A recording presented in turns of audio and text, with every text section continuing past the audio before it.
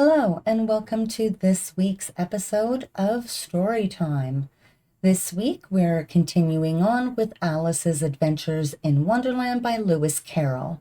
And this particular episode, we are doing Chapter 7, A Mad Tea Party. There was a table set out under a tree in front of the house, and the March Hare and the Hatter were having tea at it. A dormouse was sitting between them fast asleep, and the other two were using it as a cushion, resting their elbows on it and talking over its head. Very uncomfortable for the dormouse, thought Alice, only as it's asleep, I suppose it doesn't mind. The table was a large one, but the three were all crowded together at one corner of it.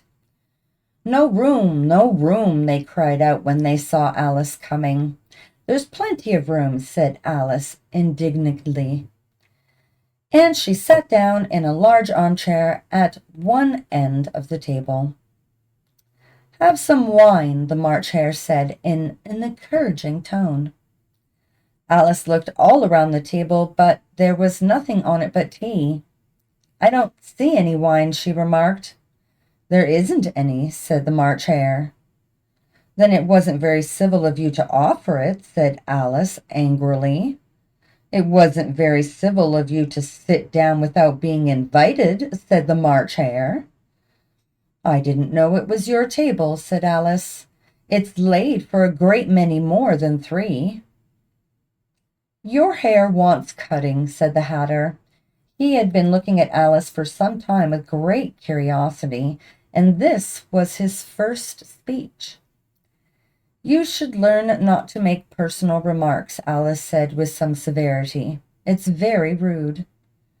The Hatter opened his eyes very wide on hearing this, but all he said was, Why is a raven like a writing desk? Come, we shall have some fun now, thought Alice. I'm glad they've begun asking riddles. I believe I can guess that, she added aloud. Do you mean that you think you can find out the answer to it? Said the March Hare. Exactly so, said Alice. Then you should say what you mean, the March Hare went on. I do, Alice hastily replied. At least I mean what I say. That's the same thing, you know. Not the same thing a bit, said the Hatter. You might just as well say that I see what I eat is the same thing as I eat what I see. You might just as well say, added the March Hare, that I like what I get is the same thing as I get what I like. You might just as well say, added the Dormouse, who seemed to be talking in its sleep, that I breathe when I sleep is the same thing as I sleep when I breathe. It is the same thing with you, said the Hatter, and here the conversation dropped, and the party sat silent for a minute, while Alice thought over all she could remember about ravens and writing desks, which wasn't much. The Hatter was the first to break the silence. What day of the month is it? He said, turning to Alice. He had taken his watch out of his pocket and was looking at it uneasily, shaking it every now and then holding it to his ear. Alice considered a little and then said, The 4th. 2 days wrong, sighed the Hatter. I told you butter wouldn't suit the works, he added, looking angrily at the March Hare. It was the best butter, the March Hare meekly replied. Yes, but some crumbs must have got in as well, the Hatter grumbled. You shouldn't have put it in with the bread knife. The March Hare took the watch and looked at it gloomily. Then he dipped it into his cup of tea and looked at it again. But he could think of nothing better to say than his first remark. It was the best butter, you know. Alice had been looking over his shoulder with some curiosity. What a funny watch, she remarked. It tells the day of the month and doesn't tell what o'clock it is. Why should it? Muttered the Hatter. Does your watch tell you what year it is? Of course not, Alice replied very readily. But that's because it stays the same year for such a long time altogether. Which is just the case with mine, said the Hatter. Alice felt dreadfully puzzled.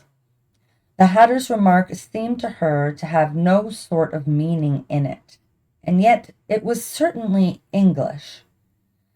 I don't quite understand you, she said, as politely as she could. The Dormouse is asleep again, said the Hatter, and he poured a little hot tea upon its nose.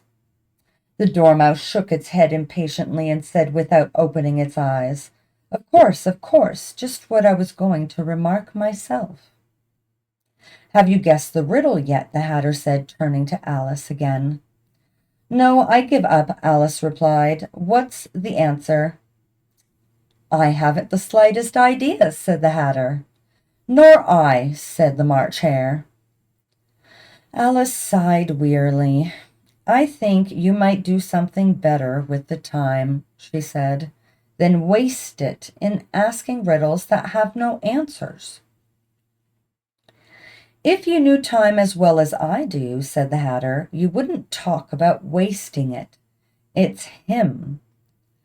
I don't know what you mean, said Alice.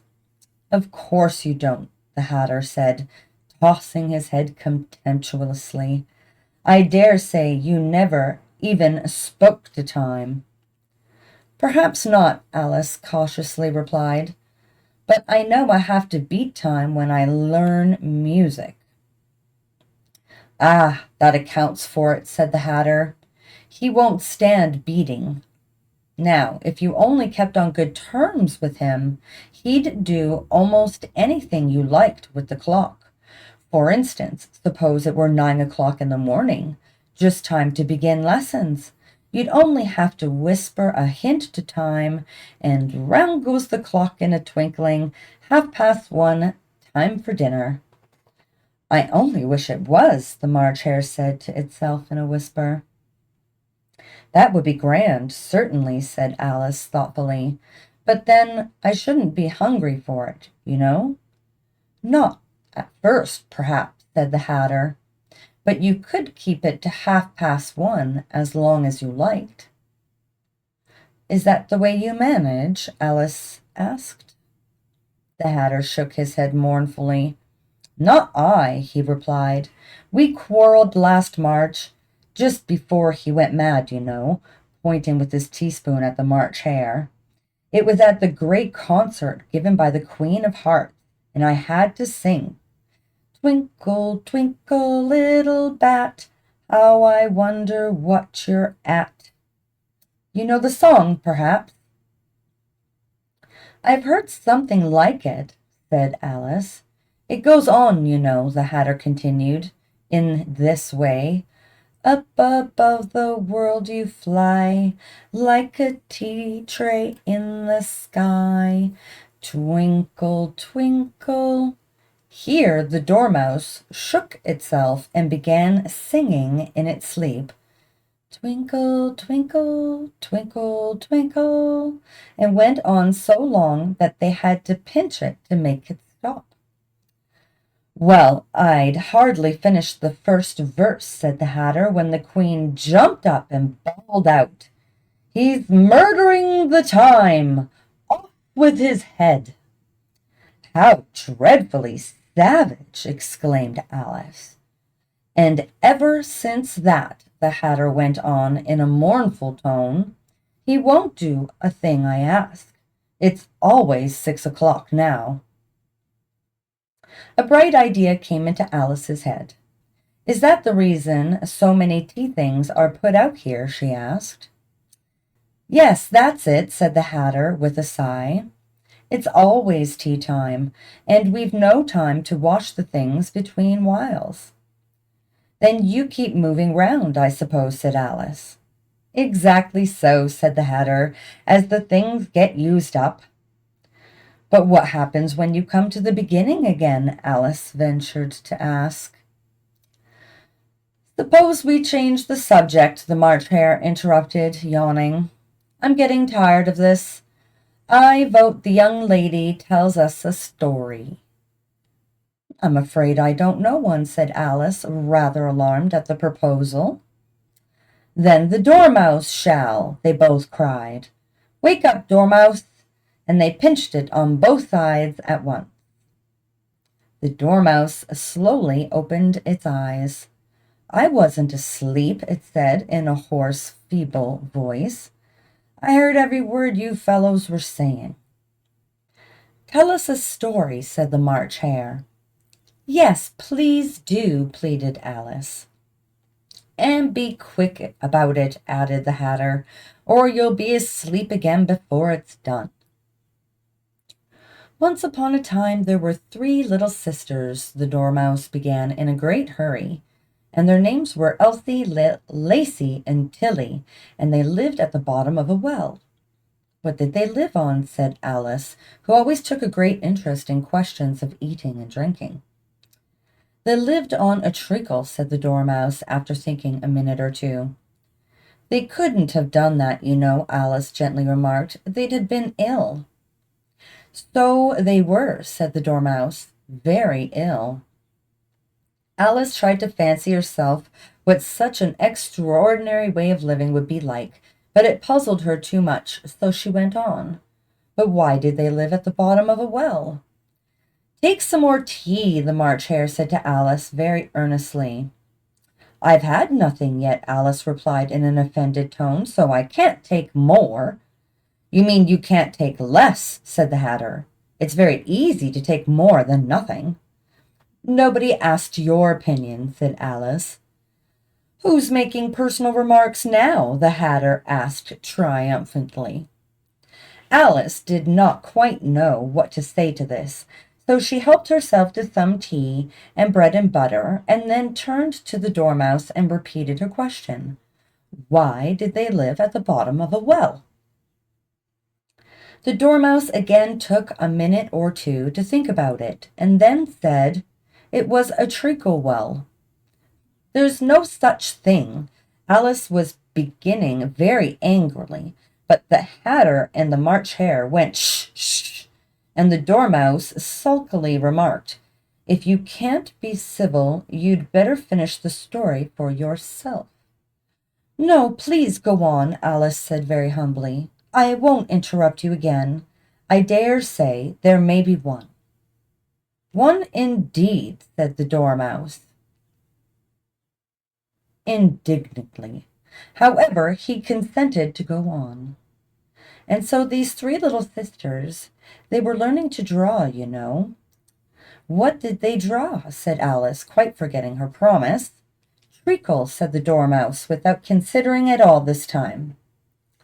"I want a clean cup," interrupted the Hatter. "Let's all move one place."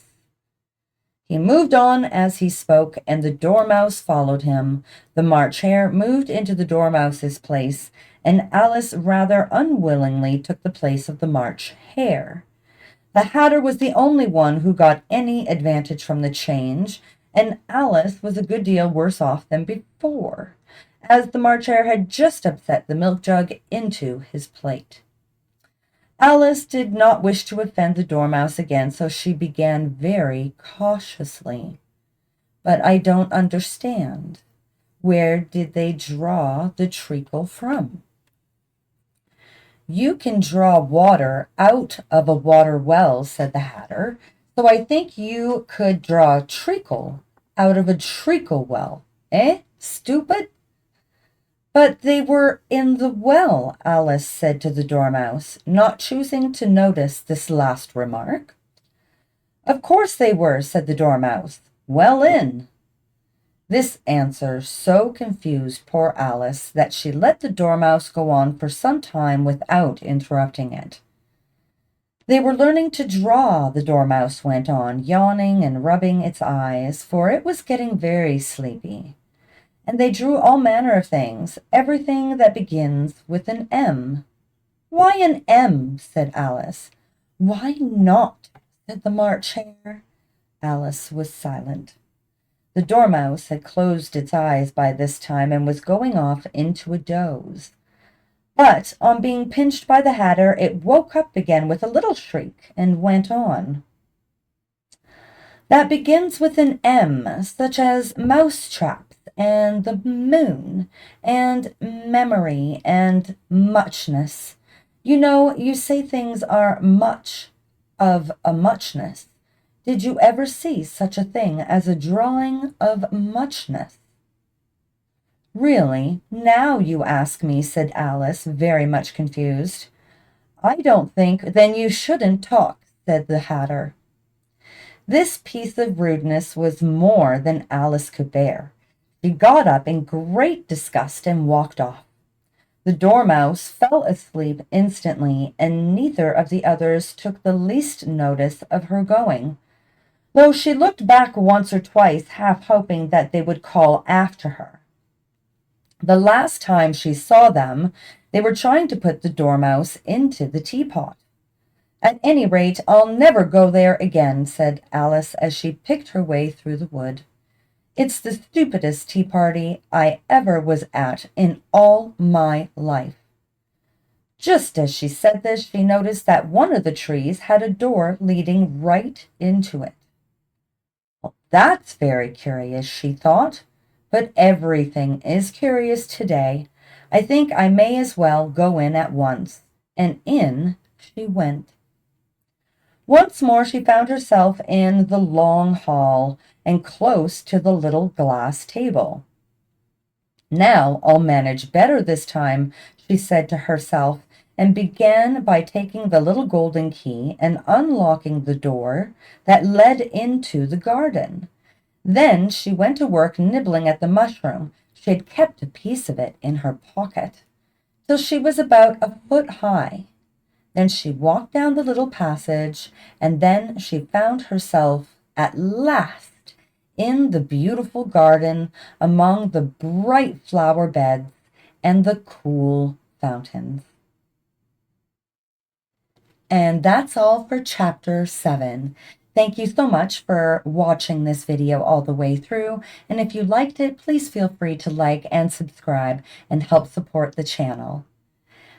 Next week, we'll be doing Chapter 8, The Queen's Croquet Ground. And until then, have a great day.